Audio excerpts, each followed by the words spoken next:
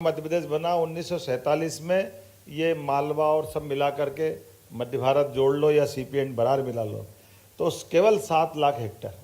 और एक हमारी सरकार ने आज 1.5 साल के अंदर 7 लाख हेक्टर अपना रकबा जोड़ दिया, केवल 1.5 साल के अंदर, जो उनको 55 साल लग गए थे। और उसके बराबरी 2 बड़े नदी जोड़ो अभियान और प्रारंभ कर रहे हैं। केन बेतवा नदी जोड़ो अभियान, जिसके माध्यम से बुंदेलखंड के हमारे उत्तर प्रदेश के दोनों के मिला के 26 जिले एक नए दौर में पहुंचेंगे। एक और राजस्थान के साथ हमारा पार्वती काली सिंध चंबल योजना से बड़े पैमाने पर नई प्रकार से सिंचाई का रकबा बढ़ाते जा रहे हैं। तो ये हमारी सिंचाई का रकबा बढ़ाते हुए खेती का दायरा बढ़ाने का काम भी चल रहा है। लेकिन ये भी बात सही कि हमारी फसल के उत्पादकता में राज्य की कृषि विकास दर तो बहुत ज़बरदस्त है, लेकिन फूड प्रोसेसिंग बहुत बड़ी चुनौती। हमारे प्रोडक्ट का 5% भी हम अपनी फूड प्रोसेसिंग पे नहीं कर पा रहे हैं, ये बड़ी चुनौती। और उससे बड़ी एक और चुनौती, उससे भी रास्ता निकालने पड़ेगा।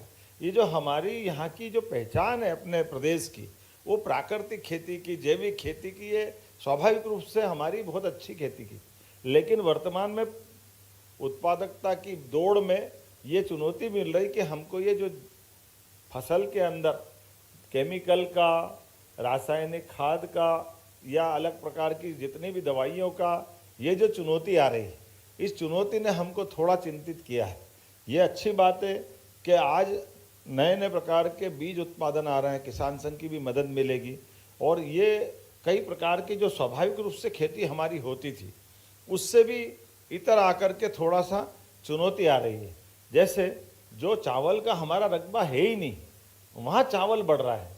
चावल से बुराई नहीं है, लेकिन ये चुनौती है, चावल हमारा पानी भी खा रहा है, हमारी बिजली भी खा रहा है, और भूगर्भ जल भंडारण को कब तक जिंदा रखेगा, ये अपने आप में एक चुनौती है।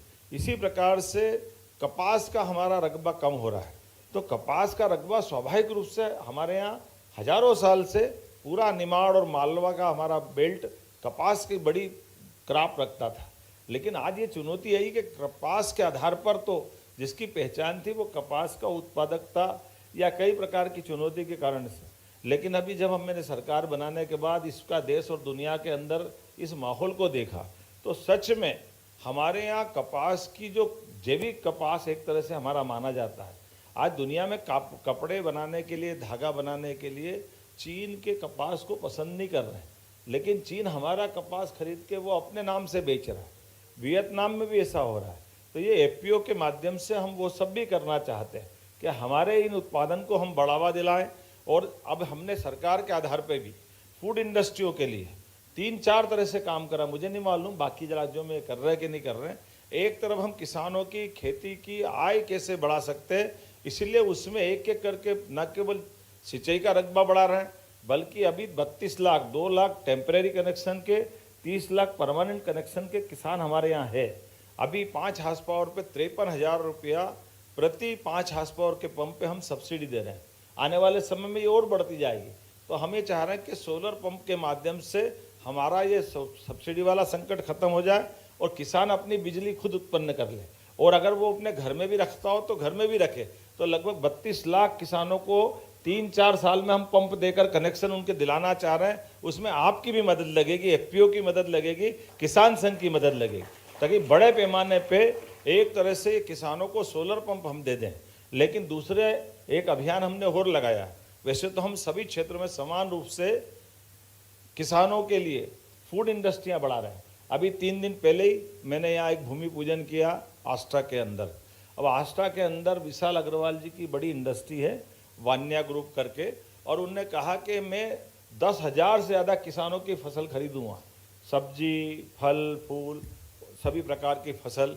ऐसी अभी आगर में एक बहुत अच्छी चिप्स बनाने की अमेरिकन आलू का वो तरीका है, मैं कंपनी का नाम बताऊंगा बाद में, लेकिन बहुत बड़ा एक तरह से वो एक प्लांट डल रहा है। तो ये हमारे मालवा के अंदर वो आलू उत्पादन के लिए आलू का बीज भी वही देंगे, खरीदेंगे भी वही, और उसी से वो अपनी चिप्स बनाएंगे। अब ये बात तो सही है कि वो बाहर वाली बड़ी कंपनियां जो हमको मदद करेगी, लेकिन लोकल लेवल पे भी लोगों को मदद कराने के लिए हम तो एफपीओ को भी आपके माध्यम से आज तो अपना ये कार्यक्रम एक तरह से परिचयात्मक कार्यक्रम मान ले लेकिन एफपीओ को देखकर मुझे भी लगता है कि मैंने कई बार पूछा कृषि विभाग से, ये एफपीओ बने इनका फ़ायदा क्या है, इनका क्या उपयोग, ये कर क्या रहे हैं। तो अभी ये हमारे सामने चुनौती है कि वास्तव में आज इनकी सकारात्मक भूमिका नहीं है। लेकिन जब हम औद्योगिकरण की तरफ बढ़ रहे हैं तो औद्योगिकरण में लॉजिस्टिक में भी बड़ी बड़ी वेयर हाउसिंग के लिए हम कंपनियों को बुला रहे हैं, तो हमारे इन लोगों को भी जोड़ सकते हैं। और ये केवल फसल का भंडारण नहीं करें, ये प्रोसेसिंग में भी काम करें। और प्रोसेसिंग में भी हमारी सरकार के द्वारा जो एक बड़े पैमाने पे दूसरा काम कर रहे हैं कि जो रोजगार आधारित उद्योग है, उस रोजगार आधारित उद्योग पे हम बिजली में, पानी में, जमीन में, ट्रांसपोर्टेशन में ये तो मदद करेंगे ही, ब्याज में अगर अनुदान दे रहे हैं, लेकिन उससे बढ़कर रोजगार आधारित उद्योग लगा रहे हैं।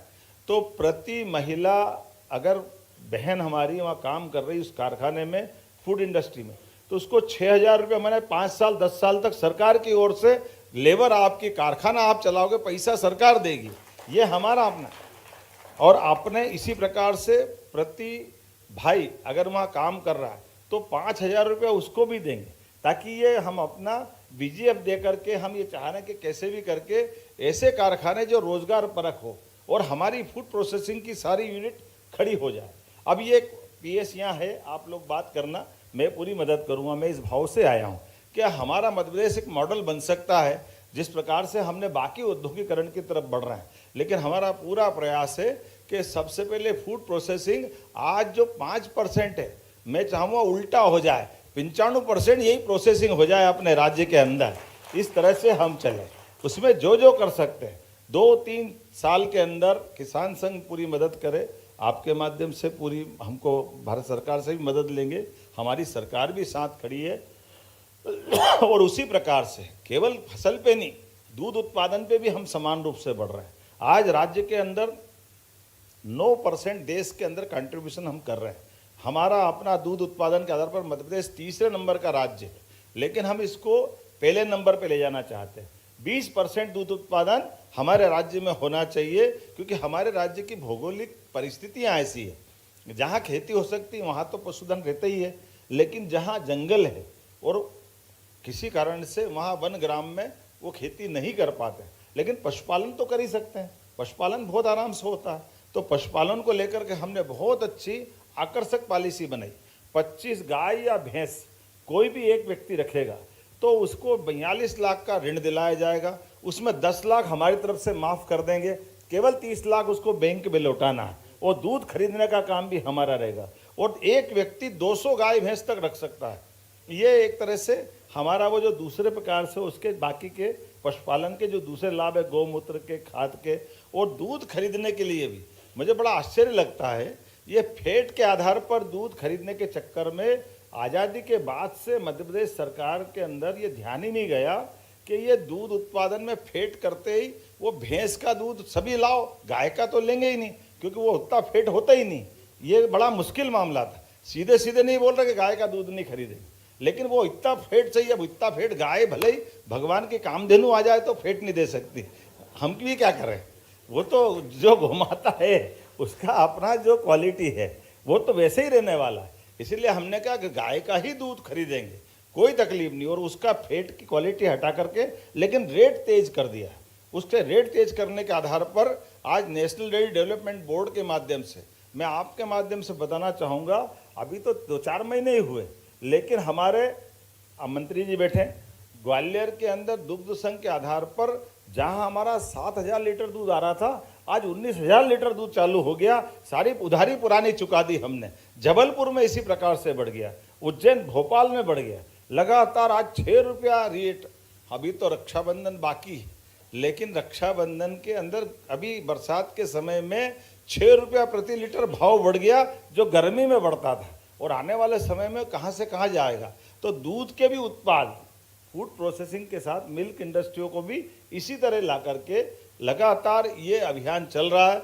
मैं अपनी ओर से शुभकामना देना चाहता हूँ। लिखा हुआ तो बहुत सारा था, भाषण क्या देना है, अपने को तो मन की बात करना थी, आपके भी चाह करके मुझे इस बात का आपका मार्गदर्शन भी मिला, और ये भाव से कि हम अगली बार बैठेंगे। ये एफपीओ को फसल खरीदने के साथ, फसल खरीदने का तोल कांटा लगाना बड़ी बात नहीं, ये तो कोई भी लगा लेगा, लेकिन तोल कांटे के बाद जितनी फसल अपने पास आ रही है उसको फूड प्रोसेसिंग करके आप उसका प्रोडक्ट बेचें, दुनिया के अंदर जाए, ये माहौल बनाने की आवश्यकता, और उसमें पूरी सरकार की मदद करें। और इसके आधार पर भारत सरकार से भी, अपने राज्य सरकार से भी, किसान संघ से भी जो व्यवहारिक कठिनाइयाँ उसको दूर भी करेंगे, क्योंकि ये बात सही है, एफपीओ बना करके हम सामान्य आदमी को जोड़ सकते हैं।